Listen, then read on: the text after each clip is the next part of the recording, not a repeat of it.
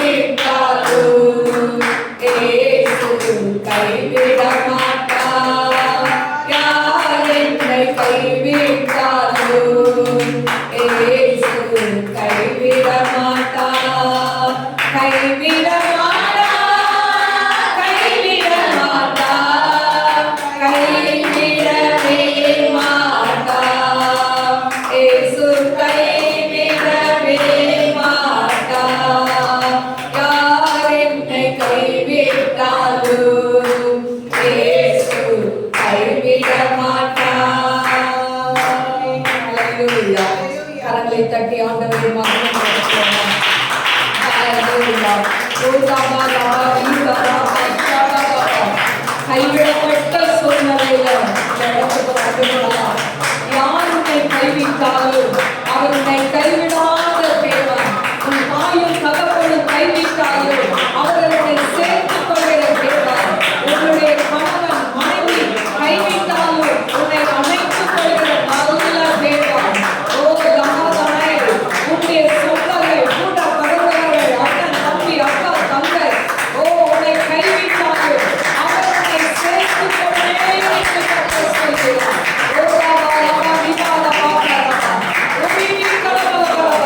எனக்கு யாருமே இல்லை கலங்கி வந்திருக்கிறீங்களா?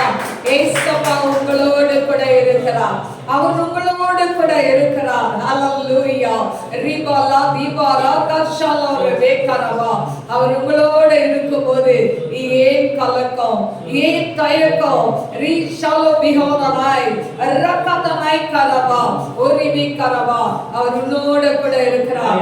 அவர் உள்ளத்தில் வாசம் செய்கிறார். பியாதோமே கர்ஷாலோ ரெபேகரவா. எனக்கு அருமையான தேவ பிள்ளைகளே, எதை குறித்து கலங்காம ஆண்டவருக்கு நன்றி மாத்திரம் சொல்லுங்க. ஆண்டவர் இம்மட்டுமாய் உங்களை நடத்தினவர் அல்லவா?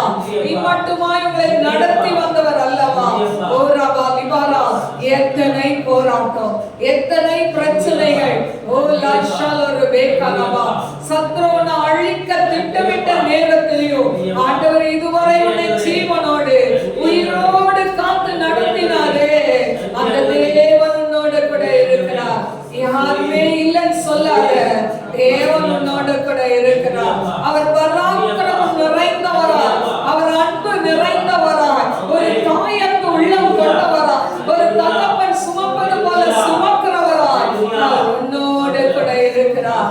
அவர் உன்னை விட்டு விலகுவதில்லை, அவர் உன்னை கைவிடுவதும் இல்லை. ஹalleluya. நன்றி இயேசுப்பா. ஆண்டவரே உமக்கு ஸ்தோத்திரம்.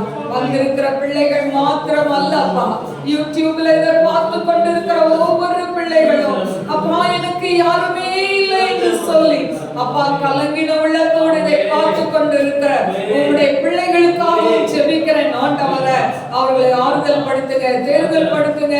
ஆண்டவரே அவருடைய மனதில் உள்ள பாரங்கள் சஞ்சலங்களை எடுத்து கொடுத்தாலும் கிருபை தாங்கட்டும். அடிமை சிலுவை நிழலுக்குள்ள மறைத்து கொண்டு நீங்க பேசுங்கப்பா.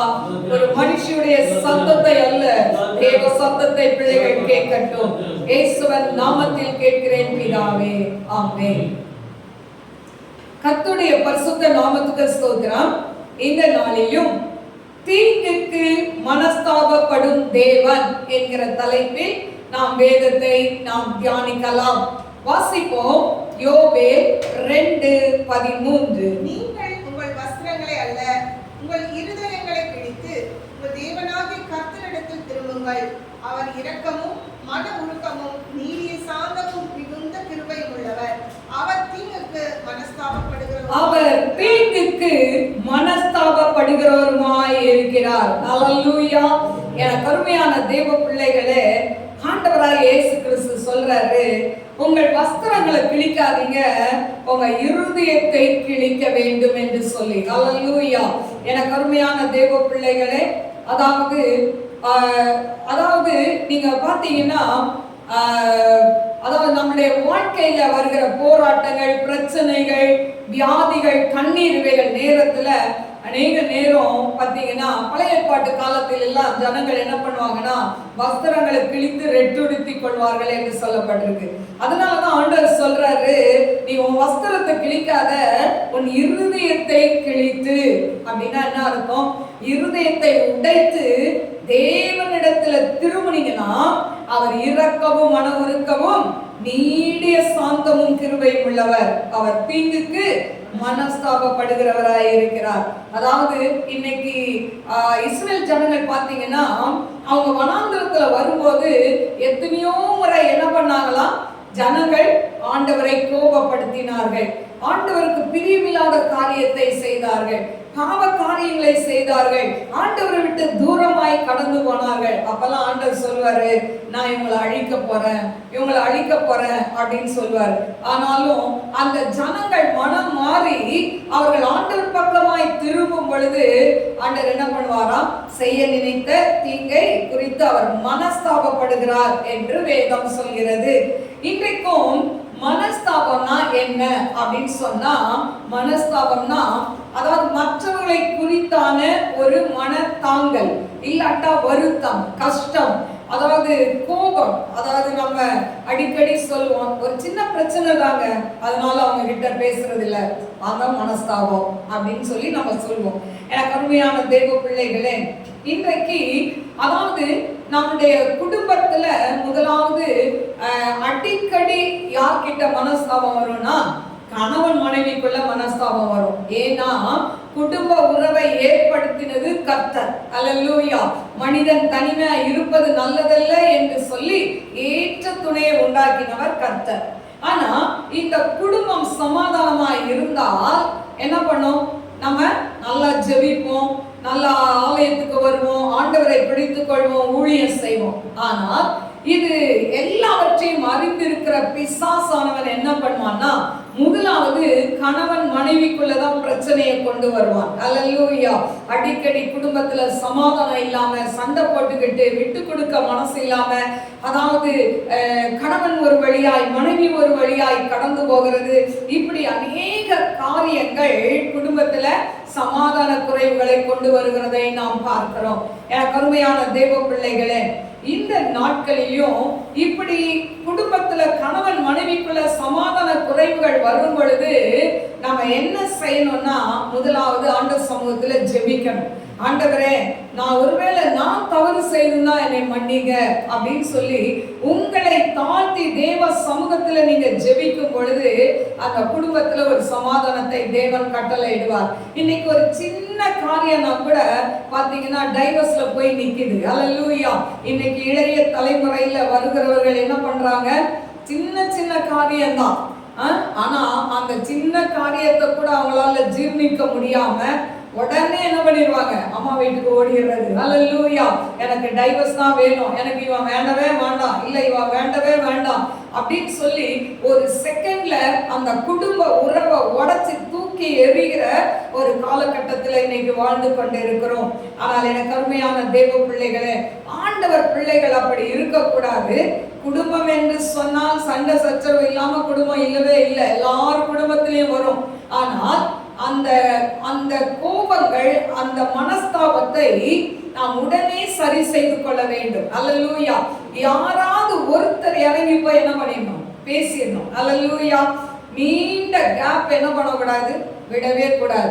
நீண்ட கேப் விட்டு பேசாம குடும்பத்துல நீங்க அப்படி இருந்தீங்கன்னா பிசாசானன் உள்ள புகுந்து அவன் செய்ய வேண்டிய எல்லா காரியத்தையும் செய்து முடித்து விடுவான். அல்லேலூயா. அதனால தயவு செய்து நம்ம என்ன பண்ணணும்? சண்டை வருதா, ஆனா வேகம் சொல்கிறது சூரியன் அஸ்தமிக்கிறதுக்குள்ள உங்க கோபம் தனிய கடவுதுன்னு சொல்லப்பட்டிருக்கு. அப்ப சூரியன் அஸ்தமிக்கிறதுக்குள்ள, அதாவது நைட்டு வர்றதுக்குள்ள என்ன பண்ணணும்? கணவன் மனைவி சமாதானம் ஆயிடணும். சமாதானம் ஆயிதான் படுக்கைக்கு கடந்து போக வேண்டும். ஏன்னு சொன்னா நம்ம வாழ்கிறது கடைசி நாட்களை வாழ்ந்து கொண்டு இருக்கிறோம். ஆண்டவர் எப்போ வருவார்னே தெரியாது. உலகத்துல எல்லா அடையாளங்களும் நடந்து கொண்டு இருக்கிறதை நாம் கண்கூடாய் பார்த்து கொண்டு இருக்கிறோம். வேதத்தில் ஆண்டவர் வரும்பொழுது என்னென்ன நடக்குமோ எல்லாமே நடந்தேறி கொண்டு இருக்கிறதை நாம் பார்க்கிறோம். ஆனால் ஆண்டவர் வருகிற அவர் எப்படி வருவார்? திருடன் வருவதை போல வருவார். திருடன் வரும்போது சொல்லிட்டு வருவானா? சொல்லிட்டு வந்தா என்ன பண்ணுவோம்? வீடெல்லாம் நல்லா லாக் பண்ணி நல்லா சேஃப்டியா இருக்கும். ஆனா அதே போலதான் ஏசப்பா எப்படி வருவாராம்? திருடன் வருவது போல வருவார். சோ நம்ம சண்டையோட பிரச்சனையோட சமாதானம் இல்லாம மனஸ்தாபத்தோட போய் நம்ம படுக்கையில போனா அன்றைக்கு இரவு ஆண்டவர் வந்தால் நாம் கைவிடப்படுவோம். அதனாலதான் நாம் என்ன செய்ய வேண்டும்? சமாதானமாய் வாழ வேண்டும். எனக்கு அருமையான தெய்வ பிள்ளைகளே, இப்போ வேதத்துல அதாவது மனஸ்தாப அதாவது வேதத்துல அநேக இடத்துல ஆண்டவர் மனஸ்தாபப்படுகிறார். ஜனங்கள் அதாவது அவங்க மனம் மாறினா செய்ய நினைத்த தீங்க செய்ய மாட்டார், இல்லைன்னா ஜனங்களை அழிப்பார் என்று வேதம் சொல்கிறது. முதலாவது நாம் எடுத்துக்கொள்வோம் நோவாவுடைய குடும்பம். பாருங்க, ஆண்டவர் முதல் மனஸ்தாபப்பட்ட இடம் ஆதியாகமம் 6:6 வாசிப்போமா? தாம் பூமியிலே மனுஷனை உண்டாக்கினதற்காக கர்த்தர் மனஸ்தாபப்பட்டார், அது அவர் இருதயத்துக்கு விசனமாய் இருந்தது. பாருங்க, மனிதனை உண்டாக்கினதற்காக தேவன் என்ன பண்ணாராம்? மனஸ்தாபப்பட்டார். எனக்கு அருமையான தேவ பிள்ளைகளே, இந்த உலகத்துல ஆண்டவர் எல்லாவற்றையும் சிருஷ்டித்தார். வாயினாலே சொன்னார், வானம் உண்டாக கடவுது, பூமி உண்டாக கடவுது, எல்லாம் உண்டாக கடவுதுன்னார். ஆனா மனுஷனை மட்டும்தான் மண்ணை எடுத்து பிசைந்து மண்ணினால் அவனை உருவாக்கி அவருடைய ஜீவ சுவாசத்தை அவன் நாசியில் ஊதினார். அதனாலதான் நாம் ஜீவாத்மாவானோம். அல்லேலூயா. அப்போ ஆண்டவர் நம்மளை எவ்வளவாய் நம்மளை அவர் படைத்திருக்கிறார். ஆனால் மனிதன் தனியா இருக்க கூடாதுன்னு தான் என்ன பண்ணாரு? ஆண்டவர் இந்த பூமியில ஆதாமுக்கு ஒரு துணை ஏவாளை உண்டாக்கினார்.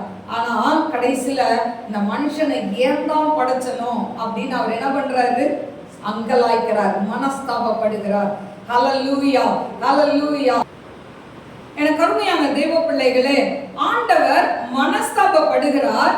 ஆனா பாத்தீங்கன்னா இந்த இடத்துல ஏண்டா நான் இவங்களெல்லாம் படைச்சேன், ஏன் உண்டாக்குனேன்னு மனஸ்தாபப்படுறார். இன்னைக்கு கூட நம்ம வாழ்க்கையில பாத்தீங்கன்னா சில நேரம் பிள்ளைகள் கீழ்ப்படியாம இருக்கும்போது தாய்மார்கள் சொல்ற ஒரு காரியம், ஏன் தான் உன்னை பெத்தணும், உன்னை பெத்ததுக்கு அம்மிக்கல்ல பெத்தா நல்லா இருந்திருக்கும். அம்மிக்கல்ல எங்கேயாவது பெற முடியுமா? ஆனா சொல்றது எப்படி திட்டுவாங்க தாய்மார்கள், இப்படிதான் திட்டுவாங்க, உன்னை ஏன் தான் பெத்தணும், இப்படி கீழ்ப்படியாம இருக்கிறிய அப்படின்னு சொல்லி அவங்க என்ன பண்ணுவாங்க, அந்த பிள்ளைகளை திட்டுவதை நாம் பார்க்கிறோம். எனக்கு அருமையான தேவ பிள்ளைகளே, ஆண்டவரும் அதான் சொல்றாரு, ஏன்டா உங்களை எல்லாம் உண்டாக்குன, நான் பாட்டுக்கு இருந்தா நல்லா இருந்திருக்குமே அப்படின்னு சொல்லி மனஸ்தாபப்படுகிறார். அது அவர் இருதயத்துக்கு எப்படி இருந்ததாம், விசனமா இருந்ததாம், கவலையா இருந்ததாம். ஹல்லேலூயா. இன்னைக்கு உங்களை என்னையும் படைச்சதுக்கு ஆண்டவர் சந்தோஷப்படுறாரா, இல்லைன்னா விசனமா இருக்கிறாரா? கொஞ்சம் யோசித்து பாருங்க. ஐயோ நான் இவனை படைச்சதுக்கு, இந்த மகளை படைச்சதுக்கு, இந்த மகனை படைச்சதுக்கு நான் சந்தோஷப்படுறேன், ஏன்னா என்னுடைய நாமத்தை சொல்கிற பிள்ளைகளாய், எனக்கு கீழ்ப்படுகிற பிள்ளைகளாய் இவர்கள் இருக்கிறார்கள் என்று சொல்லி நினைக்கும் பொழுது அந்த தகப்பனுடைய உள்ளம் பூரிப்பாய் இருக்கும். ஹல்லேலூயா. அவர் நமக்கு பரம தகப்பன். இப்ப பாருங்க, இப்படி வசனமா இருந்ததுனால அவர் என்ன செய்யறாரு? 6:7. அப்பொழுது கர்த்தர், நான் சிருஷ்டித்த மனுஷனை பூமியின் மேல் வைக்காமல் மனுஷன் முதற்கொண்ட மிருகங்கள், ஊரும் பிராணிகள், ஆகாயத்து பறவைகள் பரியந்தமும் உண்டாயிருக்கிறவைகளை நிக்கிரகம் பண்ணுவேன். நான் அவர்களை உண்டாக்கினது எனக்கு மனஸ்தாபமாய் இருக்கிறது. இப்ப இவங்களை நான் அழிக்கணும்னு ஆண்டவர் சொல்றார், அழிச்சு போட போறேன். அப்போ இவங்களை அழிச்சிடணும்னு நினைக்கும் போதுதான் ஒரு மனிதனை தேடுகிறார். ஹல்லேலூயா. இன்னைக்கும் ஆண்டவர் தேடிக்கொண்டு இருக்கிறார். அதாவது அழிந்து போற இந்த உலகத்திற்காய் திறப்பின் வாசல்ல நிற்க ஒருவனை தேடினேன், ஒருவனையும் காணேன் என்று வேதம் சொல்கிறது. எனக்கு அருமையான தேவ பிள்ளைகளே, அன்னைக்கு தேடினார் ஒரு மனிதனை, அவர்தான் நோவா. இந்த நோவா பாத்தீங்கன்னா அந்த நாட்கள்ல வாழ்ந்தவர்களுக்குள்ள அவர் உத்தமராய் இருந்தார். ஹல்லேலூயா. எனக்கு அருமையான தேவ பிள்ளைகளே, அவன் அந்த இடம் வாசிப்போமா? நோவாவின் வம்ச வரலாறு. நோவா தன் காலத்தில் இருந்தவர்களுக்குள்ளே நீதிமானும் உத்தமனுமாய் இருந்தான். நோவா தேவனோட சஞ்சரித்து கொண்டிருந்தான். யாரோட சஞ்சரித்து கொண்டிருந்தான்? உலகத்தோட அல்ல, தேவனோடு சஞ்சரித்து கொண்டிருந்தான். அப்ப தேவனோடு சஞ்சரித்து கொண்டிருந்தான். அவன் ஒரு சன்னியாசியா இருந்தானா? கல்யாணம் ஆகலையா? இல்லையே. அவனுக்கு குழந்தைகள் இருந்தாங்க, மனைவி இருந்தாங்க, 3 பையன்கள் இருந்தாங்க, 3 மருமகள் இருந்தான், எல்லாரும் இருந்தாங்க. ஆனாலும் நோவா யாரோட சஞ்சரித்து கொண்டிருந்தான்? தேவனோடு சஞ்சரித்து கொண்டிருந்தான். அப்போ இந்த சஞ்சரிக்கிறது அப்படின்னா என்ன அர்த்தம்னா, தேவனோடு நாம் என்ன பண்ணணும்? பேசுகிற ஒரு அனுபவம், தேவனோடு நாம் உறவை வைத்துக் கொள்கிற ஒரு அனுபவம். இந்த உலகத்துல எத்தனை தொல்லைகள், எத்தனை பாடுகள், எத்தனை உபத்திரங்கள் நம்மளை நெருக்கி வந்தாலும் ஆண்டவரோடு பேசுகிற ஒரு அனுபவம் நமக்கு தேவை. ஹல்லேலூயா. அப்படிதான் நோவா இருந்தான். அதனாலதான் ஆண்டவர் அவனை செலக்ட் பண்ணி அவன்கிட்ட தான் செய்ய போகிற திட்டத்தை சொல்கிறார். ஹல்லேலூயா. ஆண்டவருக்கு யாரை ரொம்ப பிடிக்குதோ அவங்க கிட்ட திட்டங்களை சொல்வார். ஹல்லேலூயா. எனக்கு அருமையான தேவ பிள்ளைகளே, அதனாலதான் இப்ப சொல்றாரு, ஒரு பெரிய கொப்பேர் மரத்தால பேழையை கட்டுப்பா, 40 நாள் இடைவிடாமல் மழை பெய்யும் சொல்லு அப்படின்னு சொல்றார். ஆனா அவன் பேழையும் கட்டுனான், அவன் ஆண்டவர் சொல்ல சொன்னதையும் சொன்னான். ஆனா ஒருத்தர் என்ன பண்ணல? கீழ்ப்படியல. ஏன் கீழ்ப்படியல? நோவா காலம் வரைக்கும் மழையை அவங்க பார்த்ததே இல்லை. ஹல்லேலூயா. மழையை பார்க்கல. அதனால அவங்க என்ன பண்ணாங்க? நம்ப மறுத்தார்கள். இன்னைக்கும் பாருங்க, ஆண்டவர் முதலாவது இந்த உலகத்துக்கு பாலகனாய் வந்தாரா? வந்து முடிஞ்சிருச்சு. அவர் நமக்காய் பாடுபட்டார். என் சொந்த ரத்தத்தை சிந்தி இந்த மனுக்குலத்தை மீட்க போறேன்னு சொல்லி வந்தார். அவர் மீட்டார். இப்போ பரமேறினார்.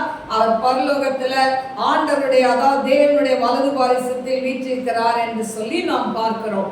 ஆனால் இனி வரப்போகிறார். எப்படி வரப்போகிறார்? மணவாளனாய் வரப்போகிறார். மணவாளனாய் வரும் பொழுது நாம் எல்லாரும் அவருக்கு அதாவது மணவாட்டிகள். நம்மை அவர் சேர்த்து கொண்டு நம்மளை எடுத்துக்கொண்டு போக வரப்போகிறார். மத்திய ஆகாயத்தில் வரப்போகிறார். அல்லேலூயா.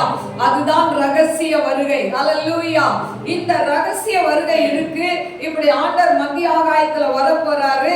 ஒரு ட்ரம்பட் ஊதப்படும். அந்த சத்தம் ஆண்டவருடைய பிள்ளைகளுக்கு மட்டும்தான் கேட்கும்னு இன்னைக்கு பிரசங்கம் பண்ணுனா எத்தனை பேர் நம்புவார்கள்? கிறிஸ்தவர்களே நம்ப மாட்டார்கள். அல்லேலூயா. ஆனா வேதத்துல இருக்கு. அல்லேலூயா. அப்போ ஆண்டவர் எக்கால சத்தத்தோட அவர் வரப்போகிறார். வாசிப்போமா? 1 தெசலோனிக்கேயர் 4 அதிகாரம். கர்த்தருடைய வார்த்தையை முன்னிட்டு நாங்கள் உங்களுக்கு சொல்லுகிறதாவது, கர்த்தருடைய வருகை மட்டும் உயிரோடு இருக்கும் நாம் நித்திரை அடைந்தவர்களுக்கு முந்திக் கொள்வதில்லை. நாம் நித்திரை அடைந்தவர்களுக்கு முந்திக் கொள்வதில்லை. ஏனெனில் கர்த்தர் தாமே ஆரவாரத்தோடும் பிரதான தூதனுடைய சத்தத்தோடும் தேவ எக்காலத்தோடும் வானத்திலிருந்து இறங்கி வருவார். அப்பொழுது கிறிஸ்துவுக்குள் மரித்தவர்கள் முதலாவது எழுந்திருப்பார்கள். பின்பு உயிரோடு இருக்கிற நாமும் கர்த்தருக்கு எதிர்கொண்டு போக மேகங்கள் மேல் அவர்களோடு கூட ஆகாயத்தில் எடுத்துக்கொள்ளப்பட்டு இவ்விதமாய் எப்பொழுதும் கர்த்தருடனே கூட இருப்போம். அல்லேலூயா. கிறிஸ்துவ வாழ்க்கை என்பது ஏதோ விளையாட்டான ஒரு வாழ்க்கை அல்ல, பஞ்சுமத்தையான வாழ்க்கையும் அல்ல. கிறிஸ்தவர்களுக்கு துன்பம் வராதுன்னு சொல்லவும் இல்லை. அல்லேலூயா. ஏன்னா ஆண்டவர் சொல்லி வச்சுட்டு போயிருக்கிறார், இந்த உலகத்தில் உங்களுக்கு உபத்திரங்கள் உண்டு, ஆனாலும் திடன் கொள்ளுங்கள், நான் உலகத்தை ஜெயித்தேன் என்று சொன்ன தேவன், ஜெய கிறிஸ்துவானவர் நம்மோட கூட இருக்கிறார். நமக்கு வருகிற பிரச்சனைகள் போராட்டங்கள் மத்தியில தேவன் நமக்கு ஜெயத்தை கொடுக்கிறவராய் இருக்கிறார். ஏன் போராட்டம், ஏன் பிரச்சனை வருது? நம்மை பொன்னை புடமிடுவதை போல தேவன் புடமிட்டுக் கொண்டு இருக்கிறார். ஏன்? அவருடைய ரகசிய வருகை நீங்களும் நானும் பறந்து செல்ல வேண்டும். அல்லேலூயா. அதற்காக தாங்க இந்த பாடுகள், அதற்காக தான் இந்த உபத்திரங்கள், அதற்காகத்தான் இந்த தேவனுடைய வசனங்கள், உபதேசங்கள். ஏன்? நம்மளை ஆண்டவர் சுத்திகரித்து ஆண்டவர் அவருக்கென்று எடுத்துக்கொள்வார். அல்லேலூயா. ஆனால் நாம் கீழ்ப்படியாமல் போனால் நாம் போக வேண்டிய ஒரு இடம் இருக்கு, அங்கதான் பரிதாபமாய் போய் முடியும். அல்லேலூயா. என கருமையான தேவ பிள்ளைகளே, அப்ப ஆண்டவர் வருவது உண்மை. என கருமையான தேவ பிள்ளைகளே, இப்போ பாத்தீங்கன்னா இவங்க சொல்றத கேட்கவே இல்லை, எல்லாம் மனம் போல ஜீவிக்கிறாங்க. வந்தது நாள் 40 நாள் மழை பெஞ்சது. ஆனா ஆண்டவர் அப்பவும் சொல்றார் 7 நாள் இருக்கு. ஆனா அப்பமாவது அவங்க மனம் திரும்புவாங்களான்னு பார்த்தாரு, அப்பவும் மனம் திரும்பல. ஆண்டவர் கடைசியில எல்லாரையும் உள்ள அந்த ஜோடு ஜோடாய் மிருகங்கள் பறவைகள் எல்லாம் ஜோடு ஜோடா வந்தது. இவங்க குடும்பமா 8 பேர் உள்ள வந்தாங்க. ஆண்டவர் கதவை அடைத்து சாவி எடுத்துட்டு போயிட்டார். அல்லேலூயா. இப்படி ஒரு நாள் நடக்கும். அல்லேலூயா. கிருபையின் காலத்தில் இருக்கிறோம், இரக்கத்தின் காலத்தில் இருக்கிறோம். இன்னைக்கு நம்ம ஆண்டவரை பிடித்து கொள்ளாவிட்டால், இன்றைக்கு ஆண்டவரோடு கூட நம்ம ஒன்றாய் வாழாவிட்டால், ஒரு நாள் வரும், ரகசிய வருகையில் எல்லாரும் எடுத்துக்கொள்ளப்படுவாங்க. அவருடைய பிள்ளைகள் எடுத்துக்கொள்ளப்படுவார்கள். ஆனா மத்தவங்க இங்க இருந்து அந்தி கிறிஸ்து ஆட்சியில என்ன பண்ணுவாங்க? கஷ்டப்படுவாங்க. அல்லேலூயா. அன்னைக்கு பைபிளை தேடினா பைபிள் கிடைக்காது, சர்ச்சை தேடினா சர்ச்சை கிடைக்காது. இதெல்லாம் இப்படிப்பட்ட கொடுமைகள் நடக்கும். எனக்கு கருமையான தேவ பிள்ளைகளே, அதனால நாம் கர்த்தருக்குள்ள இருந்தா அவர் வரும்போது போயிடலாம், இல்லையா அவர் வரதுக்கு முன்னால நம்ம போனாலும் போயிடலாம். ஆனா கர்த்தருக்குள்ள இருந்தா மரித்தவர்கள் முதலாவது எழும்புவார்கள் சொல்லப்பட்டிருக்கு.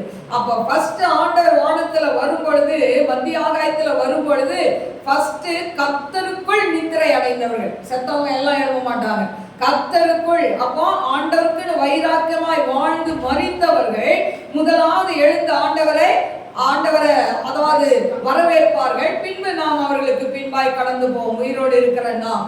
கருமையான தெய்வ பிள்ளைகளே, அதனால இதை நல்லா மனதுல பதிய வைத்துக் கொள்ளுங்க. நாம் வாழ்கிற வாழ்க்கை ஒரே வாழ்க்கை, ஆண்டவராக இயேசு கிறிஸ்துவுக்காய் நாம் வாழ கற்றுக்கொள்ள வேண்டும். அல்லேலூயா. கருமையான தெய்வ பிள்ளைகளே, இப்போ எல்லாரும் அழிஞ்சிட்டாங்க, ஆனா ஆண்டவர் அதற்காக மனஸ்தாபப்படுறார். வாசிப்போமா? ஆதியாகமம் 9:11. இனி மாம்சமானவைகளெல்லாம் பிரளயத்தினால் சங்கரிக்கப்படுவதில்லை என்றும் பூமியை அழிக்க இனி ஜலப்பிரளயம் உண்டாவதில்லை என்றும் உங்களோட என் உடன்படிக்கையை ஏற்படுத்துகிறேன் என்றார். அன்றியும் தேவன் எனக்கும் உங்களுக்கும் உங்களிடத்தில் இருக்கும் சகல ஜீவ ஜந்துக்களுக்கும் நித்திய தலைமுறைகளுக்கென்று நான் செய்கிற உடன்படிக்கையின் அடையாளமாக நான் என் வில்லை மேகத்தில் வைத்தேன். அது எனக்கும் பூமிக்கும் உண்டான உடன்படிக்கைக்கு அடையாளமாய் இருக்கும் கர்த்தர் சொல்றார். அதனாலதான் நம்ம வானத்துல, அதாவது வானவில்லை பார்க்கிறோம், ரெயின்போவை பார்க்கிறோம் இல்ல, கலர் கலர் அழகா இருக்குது. அந்த ரெயின்போ எப்போ வரும்? நல்லா மழை அடிச்சு விட்ட உடனே என்ன பண்ணும்? அந்த ரெயின்போ வானவில் வரும். அந்த வானவில் வந்துட்டு அதுக்கப்புறம் என்ன வராது? மழை வராது. அல்லேலூயா. ஆண்டவர் அன்னைக்கே நமக்கு அடையாளமாய் கொடுத்திருக்கிறார். அல்லேலூயா. கருமையான தேவ பிள்ளைகளே, இந்த நோவா நாட்கள்ல வாழ்ந்தவர்கள் ஆண்டவருக்கு கீழ்ப்படியாதனால ஆண்டவர் என்ன பண்ணிட்டாரு? அவர்களை அழித்தார். இன்றைக்கு நாம எப்படி இருக்கிறோம்? வார்த்தைகளை கேட்கிறோம், அதிகமாய் கேட்கிறோம். அந்த வார்த்தைக்கு நாம் அப்படியே என்ன பண்ண வேண்டும்? கீழ்ப்படிய வேண்டும். இரண்டாவது ஒரு நபரை பார்க்கலாம், சவுல். வாசிப்போம் 1 சாமுவேல் 15:11. நான் சவுலை ராஜாவாக்கியது எனக்கு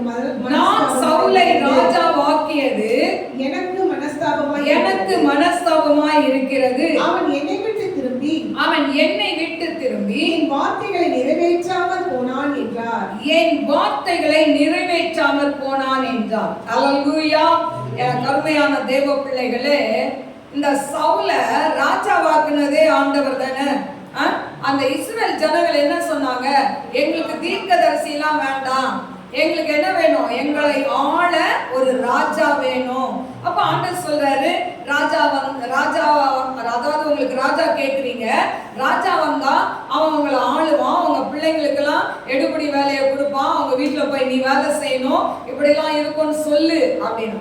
உடனே ஜனங்கள் என்ன சொன்னாங்க? எப்படி இருந்தாலும் பரவாயில்ல, எங்களுக்கு என்ன வேணும்? ஒரு ராஜா வேணும், எங்களுக்கு முன் செல்றதுக்கு ஒரு ராஜா வேணும் அப்படின்னு கேட்டாங்க. உடனே ஆண்டவர் என்ன பண்ணாரு? இவங்க கேட்டது அவருக்கு விசனமா இருந்தாலும் இந்த ஜனங்களுக்கு என்ன பண்ணிட்டாரு? ஒரு ராஜாவை தேர்ந்தெடுத்து கொடுத்தார். அந்த ராஜா எப்படி இருந்தானா, சமஸ்த இஸ்ரவேல் ஜனங்களுக்கும் அவன் அவ்வளவு ஒரு ஹைட்டா இருந்தானோ. பாருங்க, எல்லாரும் அவன் தோள்பட்டைக்கு கீழாக இருந்தார்களாம். அல்லேலூயா. அப்படிதான் ஆண்டவர் செலக்ட் பண்ணி கொடுத்தார். பாருங்க, இந்த சவுல ஆண்டவர் எப்படி தெரிந்து கொண்டார்னா, இவன் பாத்தீங்கன்னா அவங்க அப்பாவுடைய கழுதை காணாம இந்த கழுதையை தேடி போன சவுல தான் ஆண்டவர் ராஜாவாய் மாற்றினார். அல்லேலூயா. எனக்கு அருமையான தேவ பிள்ளைகளே, ஆரம்பத்துல சவுல் ரொம்ப ஹம்பிளா இருந்துகிட்டான், ரொம்ப தாழ்மையா இருந்தான். ஏன்னா நான் அதாவது எங்க வீட்டுல நான் தான் கடைசி, இப்படி எல்லாம் சொல்லி எங்க வம்சம் இப்படி, நாங்க ரொம்ப சிறிய குடும்பம், இப்பெல்லாம் சொல்லி தன்னை தாழ்த்தி கொண்டான். ஆனால் ராஜாவான பிறகு நாளடைவில் அவனுக்கு பெருமை, பொறாமை எல்லாம் வந்ததுனாலதான் தாவீதை என்ன பண்றான்? கொல்லணும் தேடிக்கிட்டே இருக்கான். இப்ப பாத்தீங்கன்னா இந்த சவுல் செய்த தவறு என்ன அப்படின்னு சொன்னா 15:9. சவுலும் ஜனங்களும் ஆகாவையும் ஆடு மாடுகளின் முதல் தரமானவைகளையும் இரண்டாம் தரமானவைகளையும் ஆட்டுக்குட்டிகளையும் நலமான எல்லாவற்றையும் அழித்து போட மனதில்லாமல் தப்ப வைத்து அற்பமானவைகளையும் உதவாதவைகளுமான சகல வஸ்துக்களையும் முற்றிலும் அழித்து போட்டான். அப்பொழுது கர்த்தருடைய வார்த்தை சாமுவேலுக்கு உண்டாகி அவர் சொன்னது, நான் சவுலை ராஜாவாக்கினது எனக்கு மனஸ்தாபமாய் இருக்கிறது. போதும். எனக்கு கருணையான தேவ பிள்ளைகளே, ஆண்டவர் இங்க ஒரே ஒரு கட்டளை. ஆண்டவர் எப்பவுமே நிபந்தனை இல்லாம ஆசீர்வதிக்கவே மாட்டார். ஏதேன் தோட்டத்துல ஆதாம் ஏவாளை கொண்டு வைத்தார்.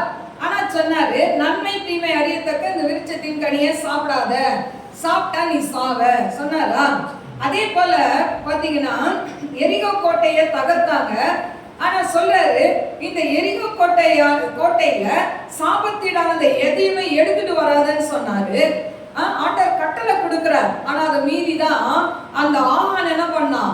நேர்த்தியான பாபிலோன் அந்த கொள்ளையில வந்த நேர்த்தியான பாபிலோன் சால்வை பொன் சேக்கல் இதெல்லாம் எடுத்துட்டு வந்து தன் கூடாரத்துக்குள்ள மறைச்சிக்கிட்டான். சோ அதனால அடுத்த ஆயி பட்டணத்துக்கு போகும்போது அவங்க யுத்தத்துல தோத்து போறாங்க. எனக்கு அருமையான தேவ பிள்ளைகளே, இந்த அமலேக்கியரை ஏன் ஆண்டவர் அழிக்க சொன்னார்னா, இஸ்ரவேல் ஜனங்கள் கானானுக்குள்ள வரும் பொழுது அவங்க என்ன பண்றாங்க, ஒவ்வொரு நாடா சுத்தி சுத்தி வராங்க. அப்படி சுத்தி வரும்போது இந்த இஸ்ரவேல் ஜனங்களுக்கு இவங்க வழிவிடல. அதனால ஆண்டவருடைய கோபம் இவங்களை என்ன பண்ணணும், அழிக்கணும்னு இருந்தது. அதனாலதான் சொன்னாரு, இவங்களை அழிச்சிரு, நீ பார்க்காத, அதாவது சின்ன பிள்ளைங்க பெரியவங்க பார்க்காம அழினாரு. ஆனா இவங்க என்ன பண்ணிட்டாங்க, ராஜா அதாவது அமலேக்கியருடைய ராஜாவையும் அவனுடைய ஆடு மாடு நேர்த்தியானதெல்லாம் வச்சுக்கிட்டனால ஆண்டவர் அவன் மேல கோபப்படுறாரு, அவனை ராஜாவாக்குனதுக்காக மனஸ்தாபப்படுறாரு. அது மட்டுமல்ல, 27ஆம் வசனம் 15-27 போகும்படி சாமுவேல் திரும்புகிற போது சவுல் அவன் சால்வையின் தொங்கலை பிடித்துக் கொண்டான், அது கிழிந்து போயிற்று. அப்பொழுது சாமுவேல் அவனை நோக்கி, கர்த்தர் இன்று உம்மிடத்திலிருந்த இஸ்ரவேலின் ராஜ்யத்தை கிழித்து போட்டு உம்மை பார்க்கிலும் உத்தமனாய் இருக்கிற உம்முடைய தோழனுக்கு அதை கொடுத்தார். பாருங்க, ஆண்டவர் பாருங்க இந்த இடத்துல சொல்றான், நீ இப்படி செய்ததுனால உனக்கு என்ன கிடையாது, உனக்கு ஒரு ராஜ்யபாரம் ராஜா மேன்மை நீ இழந்துட்ட, ஒரு ராஜ்யபாரம் உன்னை விட்டு போய் உன்னை விட மேன்மையான ஒருத்தன் கையில கொடுக்கப்படும் அப்படின்னு சொல்றாரு. சொன்ன உடனே அவன் வஸ்திரத்தை பிடிக்கும் போது கிழிஞ்சிருது. உடனே சொல்றாரு சாமுவேல் தீர்க்கதரிசி, இந்த மாதிரி ஒரு ராஜ்யம் என்ன பண்ண உன்னை விட்டு எடுபட்டு போயிரும் அப்படின்னு சொல்றாரு. எனக்கு அருமையான தேவ பிள்ளைகளே பாருங்க, அப்போ ஆண்டவர் ராஜாவா இருந்தாலும் யாரா இருந்தாலும் அவருடைய வார்த்தைக்கு கீழ்ப்படுகிறவர்களுக்கு அவர் செய்ய நினைத்த தீங்க செய்ய மாட்டார். இப்போ ஆண்டவர் சாமுவேல் சொன்னது போலவே அவன் ராஜாவிலிருந்து தள்ளப்பட்டான். அவனுக்குள்ள ஒரு பொல்லாத ஆவி புறப்பட்டு ஆண்டவர் அனுப்பிவிட்ட அந்த பொல்லாத ஆவி அவனுக்குள்ள கடந்து போனது. அவன் ராஜ்யத்திலிருந்து தள்ளப்பட்டு தாவீது கையில அந்த அடுத்த ராஜாவாய் அவனை ஆண்டவர் செலக்ட் பண்ணுகிறதை நாம் பார்க்கிறோம். அடுத்து ஒரு நபரை நாம் பார்க்கலாம். எனக்கு அருமையான தேவ பிள்ளைகளே, தாவீது. இந்த தாவீது வாழ்க்கையில ஆண்டவர் மனஸ்தாபப்பட்டாரா? ஆண்டவர் என்ன செய்தார் பார்க்கலாமா? 2 சாமுவேல் 24:1. கர்த்தருடைய கோபம் திரும்ப இஸ்ரவேலின் மேல் மூண்டது. கர்த்தருடைய கோபம் இஸ்ரவேல் மேல திரும்ப வருது. ஏன்? இவங்க அடிக்கடி ஆண்டவரை விட்டு தூரமா போயிடுவாங்க. இப்ப ஏன் கோபப்பட்டார்? 2 சாமுவேல் 24:2. அப்படியே ராஜா தன்னோடு இருக்கிற சேனாதிபதியாகிய யோவாவை பார்த்து, ஜனங்களின் லக்கத்தை நான் அறியும்படிக்கு நீ தான் முதல் பெயர்செபா மட்டுமுள்ள இஸ்ரவேலரின் கோத்திரம் எங்கும் சுற்றி திரிந்து ஜனங்களை தொகையிடுங்கள் என்றான். இப்போ இந்த தாவீதுக்கு கொஞ்சம் பெருமை ஆயிருச்சு. அவன் ராஜாவா வந்தான், அதுக்கு அடுத்தது எல்லா ஆட்கள்லாம் நிறைய பேர் வந்தாங்க. இப்ப என்ன பண்றான், கணக்கிட சொல்றான். தொகையை பாருங்க, எவ்வளவு பேர் இருக்கிறாங்க, யுத்த புருஷர் எவ்வளவு பேர் இருக்கிறாங்க, சாதாரண பேர் எப்படி இருக்கிறாங்க, தான் கோத்திரத்துல எவ்வளவு பேரு, யூத கோத்திரத்துல எவ்வளவு பேரு பார்க்க சொல்றான். கோத்திரமாய் பார்க்க சொல்லும் பொழுது இது ஆண்டவருக்கு பிரியமில்லாமல் இருந்தது. அப்ப யோவாப் சொல்றாரு, நீங்க என்ன பண்ணுங்க ராஜா, இதெல்லாம் கணக்கு பார்க்காதீங்க, ஆண்டவருக்கு பிரியமில்லை சொன்னா கேட்காம அவனை கணக்கு பார்க்க சொன்னாங்க. இவன் எல்லா இடத்துக்கும் போய் கணக்கு பார்த்து அவன் வரான். வரும்போது பாருங்க 24:8-9. இப்படி தேசமெங்கும் சுற்றி திரிந்து 9 மாதமும் 20 நாளும் ஆன பிற்பாடு எருசலேமுக்கு வந்தார்கள். யோவாப் ஜனத்தை லக்கம் பார்த்த தொகையை ராஜாவுக்கு கொடுத்தான். இஸ்ரவேலிலே பட்டயம் உருவத்தக்க யுத்த சேவகர் 8 லட்சம் பேர் இருந்தார்கள். பட்டயம் உருவத்தக்க யுத்த சேவகர் எத்தனை பேர் இருந்தாங்களா? 8 லட்சம் பேர். யூதா மனுஷர் 5 லட்சம் பேர் இருந்தார்கள். யூதா கோத்திரத்துல எவ்வளவு பேர் இருந்தாங்களா? 5 லட்சம் பேர். அப்போ இவ்விதமாய் ஜனங்களை எண்ணின பின்பு ராஜாவின் இருதயம் அவனை பாதித்தது. எனக்கு அருமையான தேவ பிள்ளைகளே, இப்போ ஜனத்தொகை என்ன சொல்றான், எண்ணி முடிச்ச உடனே இவனுக்குள்ள என்ன இருக்கு? இருதயத்துல ஒரு பாரம். ஐயோ, ஆண்டவருக்கு பிரியமில்லாம இதை எண்ணிட்டோமே அப்படின்னு சொல்லி ஒரு வாதை வருது.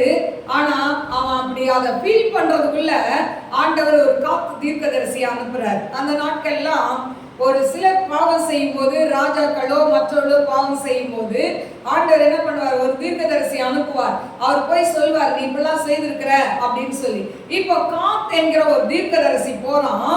அவன் போய் அவன் கிட்ட கேட்கிறான், நீ இப்படிலாம் பண்ணிட்ட, ஆண்டவருக்கு பிரியம் இல்லை, அதனால ஆண்டவர் உன்கிட்ட 3 கேள்வியை கேட்கிறாரு. இந்த 3ல உனக்கு எது வேணும்னு கேட்கிறான். 10ஆம் வசனம். அப்படியே காத் தாவீதினிடத்தில் வந்து அவனை நோக்கி, உம்முடைய தேசத்தில் 7 வருஷம் பஞ்சம் வர வேண்டும். 7 வருஷம் பஞ்சம் வேணுமா?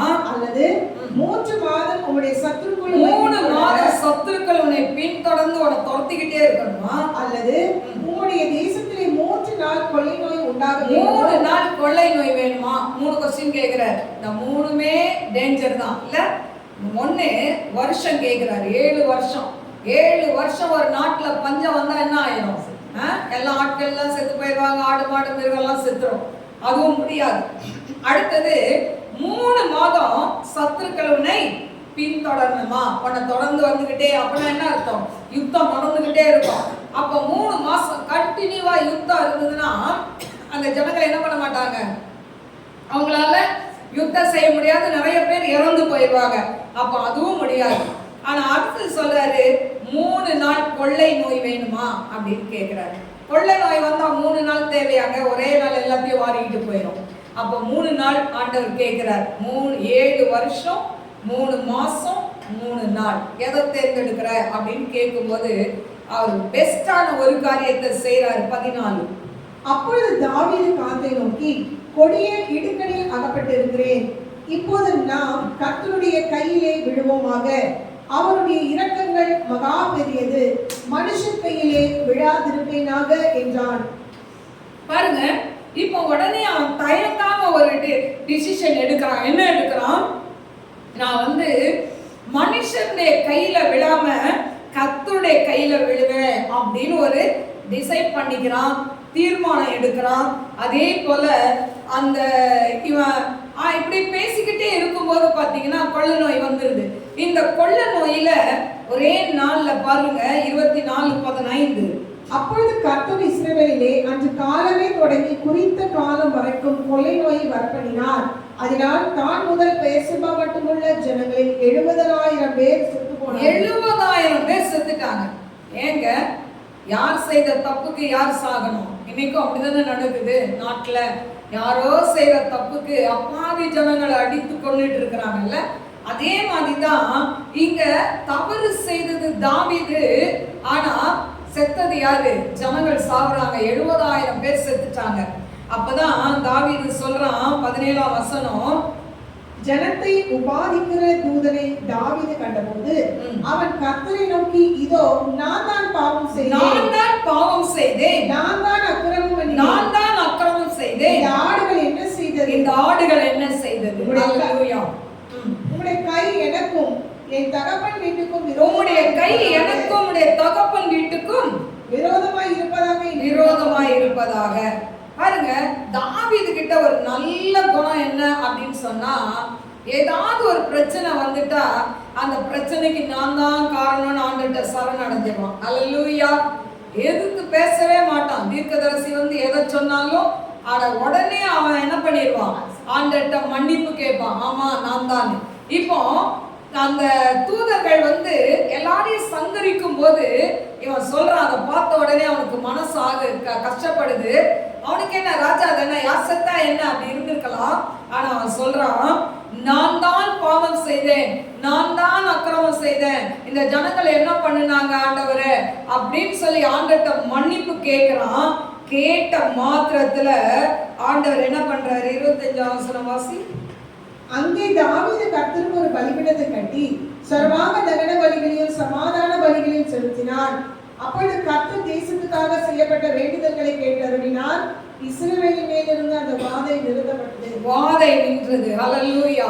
ஆண்டவர்கிட்ட பாவ அறிக்கை செய்யறான். நான் தான் பாவம் செஞ்சேன், என் வீட்டுல அதாவது என் தகப்பன் என் மேல இந்த பழி இருக்கட்டும் அப்படின்னு சொல்லி ஆண்டவர்கிட்ட கேட்டு அவன் ஜெபிச்ச உடனே அப்போ என்ன நடக்குதுன்னா, அர்ணவான் சொல்லி ஒருத்தனுடைய லேண்ட அவன் ராஜா வச்ச லேண்ட கேட்ட உடனே சும்மாவே எடுத்துக்கோங்க ராஜான்றான். இல்ல 50 சேக்கலுக்கு நான் அந்த இடத்த வாங்கிக்கிறேன்னு வாங்கி அதுல என்ன பண்றான், அவன் பலி செலுத்துறான்.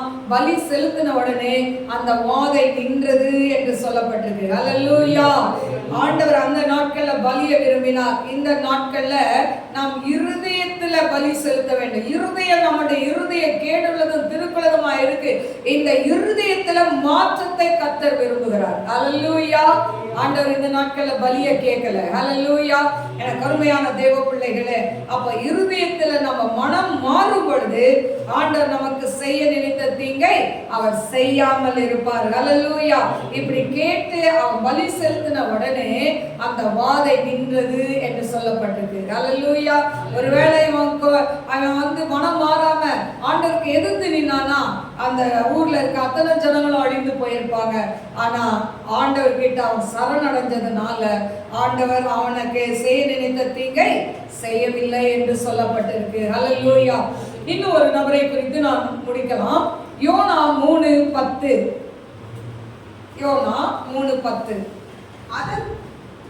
அவர்கள் தங்கள் பொல்லாத வழியை விட்டு திரும்பினார்கள் என்று தேவன் அவர்களுடைய கிரியைகளை பார்த்து தாம் அவர்களுக்கு செய்வேன் என்று சொல்லியிருந்த தீங்கை குறித்து மனஸ்தாபப்பட்டு அதை செய்யாதிருந்தார். பாருங்க, அதாவது இந்த இடத்துல நினிவே மக்களுக்கு ஆண்டவர் சொல்றாரு, யோனா கிட்ட சொல்றாரு. யோனா ஒரு தீர்க்கதரிசி. யோனா கிட்ட சொல்றார், இது நினிவே மக்களுடைய அவங்க செய்கிற பாவங்கள் என் சமூகத்தில் வந்து எட்டினது, நான் இவங்களை அழிக்க போறேன், நீ என்ன பண்ணு, அங்க போய் பிரசங்கம் பண்ணு அப்படின்னு சொல்றாரு. 40 நாள் என்ன ஆகும், நினிவே கவிழ்க்கப்பட்டு போகும். போய் சொல்றாரு. ஆனா போய் சொல்ல சொன்னா இவர் தர்ஷீஷுக்கு ஓடி போயிட்டார். ஆனா இதனால நிறைய விளைவுகளை அவன் சந்திக்கிறதை நாம் பார்க்கிறோம். ஆனால் எனக்கு அருமையான தேவ பிள்ளைகளே, கடைசியில் அவன் கடல்ல தூக்கி எறியப்படுகிறான். மீன் வயிற்றுக்குள்ள 3 நாள் இருக்கிறான். அங்கிருந்து பொருத்தனை பண்ணுகிறான். மீன் அவனை கரையில் கக்குகிறது. அதன் பிறகு நினிவேல போய் இப்ப பிரசங்கம் பண்றான். இன்னும் 40 நாள் இருக்கு, நினிவே கவிழ்க்கப்பட்டு போகும். அவ்வளவுதான், முடிஞ்சுது அவன் கதை. போய் என்ன பண்ணிட்டான், பிரசங்கம் பண்ணிட்டு நல்ல ஒரு குடிசையை போட்டு உட்கார்ந்துட்டான். அல்லேலூயா. பாருங்க, எனக்கு அருமையான தேவ பிள்ளைகளே, ஒரு ஊழியக்காரருடைய பாரம் என்னன்னா, ஒருத்தர் அழிந்து போறாங்க அப்படின்னும் போது அவங்களுக்காக பாரப்பட்டு ஜெபிக்கிறது ஊழியக்காரருடைய கடமை. அல்லேலூயா.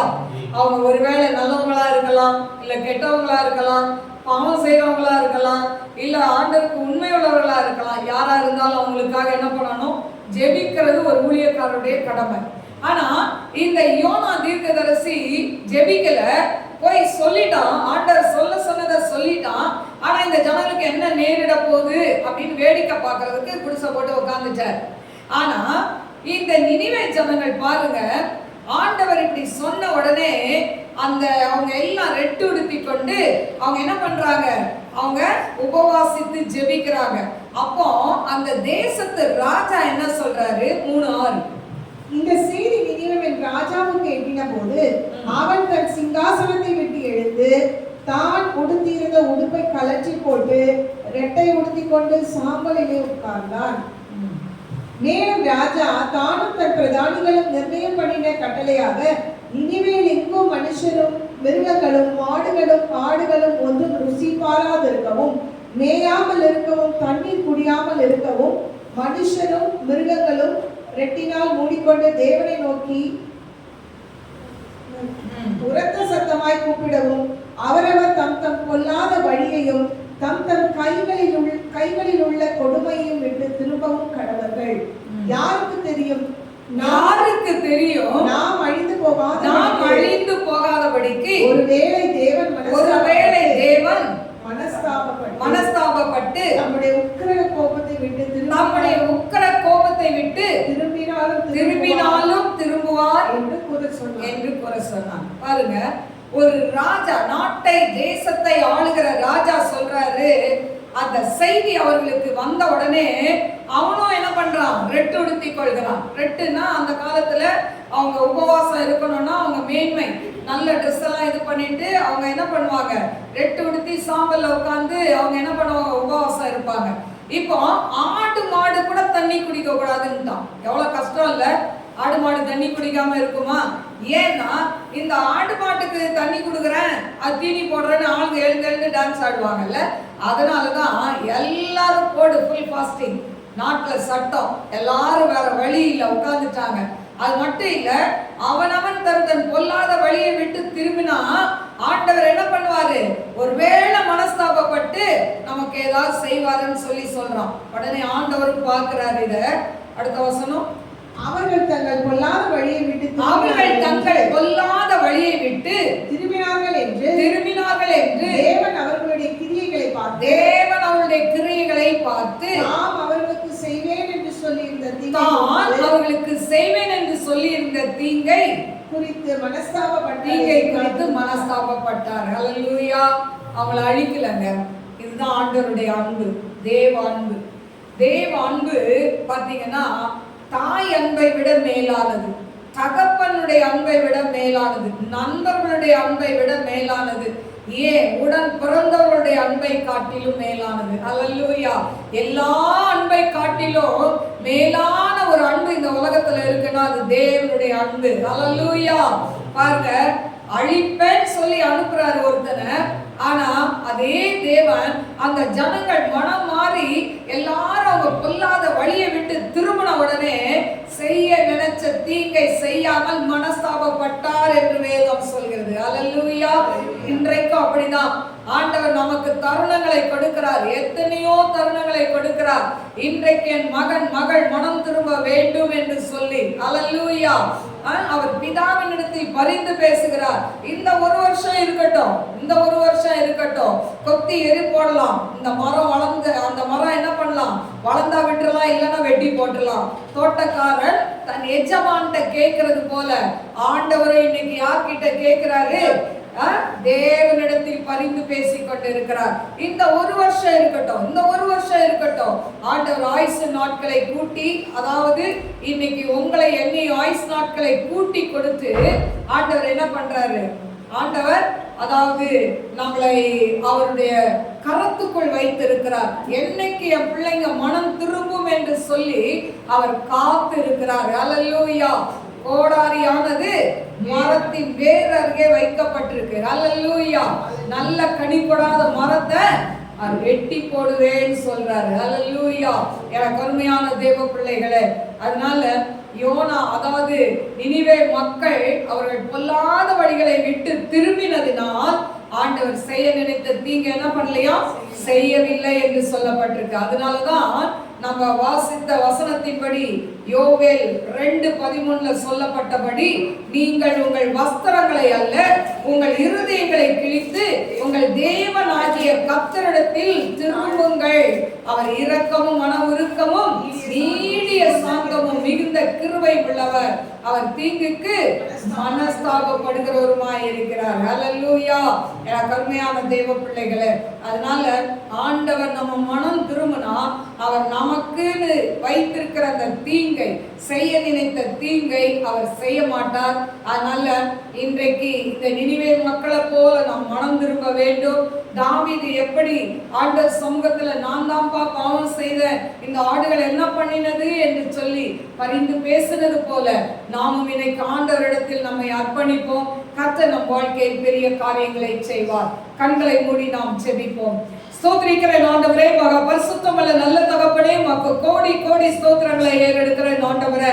அன்பின் தேவனே, நன்றியோடு ஸ்துதிக்கிற மகிமையின் தேவனே, உமக்கு ஸ்தோத்திரம் ஆண்டவரே.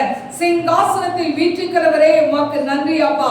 ஆண்டவரே, நீர் தீங்குக்கு மனஸ்தாபப்படுகிற தேவன் என்கிற தலைப்பில் இன்றைக்கு வேத வசனத்தை நாங்கள் கேட்டோம் ஆண்டவரே. ஏசப்பா, உமக்கு ஸ்தோத்திரிக்கிற துதிக்கிற ஆண்டவரே. நோவா காலத்துல ஜனங்கள் மனம் திரும்பல, அவர்களை நீர் அழித்து போட்டீர் ஆண்டவரே. ஏசப்பா, சவுல் ஆண்டவரே, சவுலை ராஜா வாக்கினதற்கு நீர் மனஸ்தாபப்பட்டு ஆண்டவரே அவன் உமக்கு கீழ்ப்படியாமல் போனதுனால அவனுடைய ராஜ மேன்மை அவன் இழந்து போனான் என்று சொல்லி பார்த்தோமே. ஆண்டவரே, யோனா ஆண்டவரே நினிவேல போய் பிரசங்கிக்கும் போது ஜனங்கள் ஆண்டவரே தங்களை தாழ்த்தி ஆண்டவரே அப்பா ராஜா முதல் குடிமகன் வரைக்கும் ஆண்டவரே அப்பா ஆடு மாடு எல்லாமே ரெட்டுடுத்தி சாம்பல்ல இருந்தாங்கப்பா. ஆண்டவரே, செய்ய நினைத்த தீங்க நீங்க செய்யலையே டாடி. ஆண்டவரே மாக்கு ஸ்தோத்திரிக்கிறேன், துதிக்கிறேன் அப்பா. தாவீது ஆண்டவரே தன் தவறை உணரும் பொழுது அப்பா அந்த வாதை நிறுத்தப்பட்டது என்று சொல்லி நாங்கள் ஆண்டவரே தியானித்தோம். ஆண்டவரே உடைய கருத்துல கொடுக்கிறப்பா. இந்த நாளிலே எங்ககிட்ட என்ன பாவங்கள் இருக்குப்பா, என்ன அக்கிரமங்கள் இருக்குப்பா, என்ன மீறுதல்கள் இருக்கு ஆண்டவரே அப்பா. ஆண்டவரே கிருபையா இறங்கும், எங்களுடைய குற்றங்களை மன்னியோன்னு சொல்லி கேளுங்க. நம்ம அநேக நேரம் மத்தவங்களை குறை சொல்லிட்டு திரிவோமே தவிர நமக்குள்ள இருக்கிற குறைகள் தெரியாது. ஹல்லேலூயா, ஹல்லேலூயா. நீ ஒரு விரல நீட்டுனா 3 விரல் ஒண்ணா பாக்குது. ரியா தோ லைக் கன்ஷல் ஒரு வீக்கரபா. இன்னைக்கு வந்திருக்கிற நீங்க எதுல குறைவுபட்டு இருக்கிறீங்க? ஒருவேளை ஜெபிக்காம இருக்கிறீங்களா? வேதத்தை வாசிக்காம இருக்கிறீங்களா? உபவாசிக்காம இருக்கிறீங்களா? ஆண்டவரை தேடாம பின்மாற்றத்துல வாழ்ந்து கொண்டு இருக்கிறீங்களா? இந்த ஆண்டவரை தேடி தேடி எனக்கு என்ன கிடைச்சது அப்படின்னு சொல்லி ஒருவேளை பின்மாற்றத்துல இருக்கிறீங்களா? ஆண்டவர் சொல்றார், மனம் திரும்பு என்று சொல்லி. அப்பா உமக்கு நன்றி சொல்லி துதிக்கிறப்பா. இதை யூடியூப்ல பாக்குற பிள்ளைகளுக்குள்ளேயும் ஒரு மனம் திரும்புதலை கொடுங்கப்பா. அவங்க வாழ்க்கையில நீங்க செய்ய நினைத்த தீங்கை செய்யாதபடிக்காப்பா அவர்களை நீங்க பாதுகாத்துக் கொள்ளுங்கப்பா. நீங்க பாதுகாத்துக் கொள்ளுங்க. ஒரு மனம் திரும்புதலை பிள்ளைகளுக்கு தாங்க டாடி. அப்பா அவங்களுடைய நாமத்தை மகிமைப்படுத்துங்க. ஆவியான தாமே பெரிய காரியங்களை செய்யுங்க. இயேசுவின் நாமத்தில் கேட்கிறேன் பிதாவே, ஆமென். God bless you. God bless you.